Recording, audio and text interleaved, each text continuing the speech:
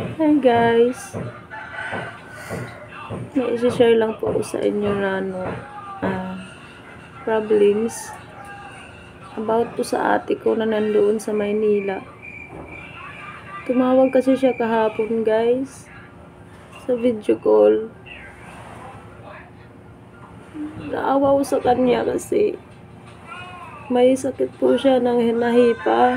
Buong katawan niya nandudulaw. Gusto niya po umuwi, kaso wala po siyang pamasahe. Tapos yung, alam nyo ba guys, yung dugo niya 60/80 na lang daw. Tapos nangmamanas po yung ano niya, paa. Sana po matulungan niyo po yung kapatid ko. Kumakatok po ako ng tulong po sa inyo. Para po siya makauwi dito sa Leyte. Kasi ipapagamot po ni mama si ate Anali. Iyak po siya ng iyak kahapon kasi nga wala silang pera. Nasa bukid lang yung trabaho nila guys. Saan ang asawa niya?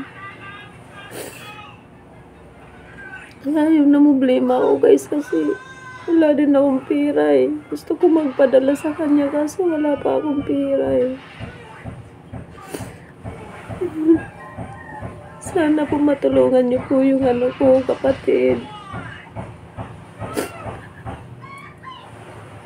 Tapos may anak pa po siyang 1 taon. Kasi naoperahan din kasi siya guys eh, nasisaryan kasi siya. Agaw buhay din yung pag-anak niya noon. Tapos ngayon na yan, may hipa na naman po siya. Hindi ko na alam ang gagawin ko guys.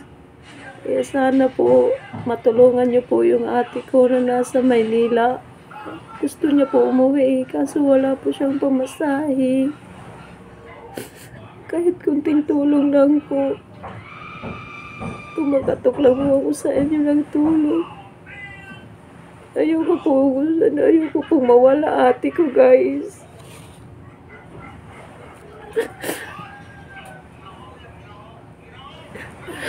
Kawawa po siya, ano lang yung katawan niya guys. Lumiit siya guys. Payat siya guys. Sana po matulungan niyo po yung ate ko.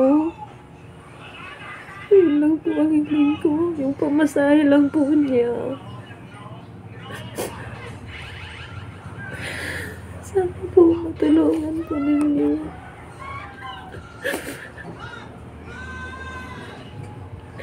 Sana umabot pa po siya dito ng buhay. Kasi kahapon pagtawag niya guys, kuwawa talaga yung kapatid ko guys eh. Gusto ko po siyang makita, ilang taon na po kasi siya doon sa Manila guys.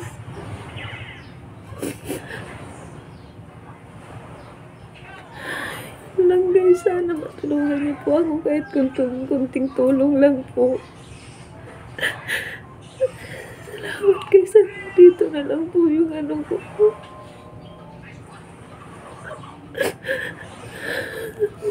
Sana po matulungan niyo po guys.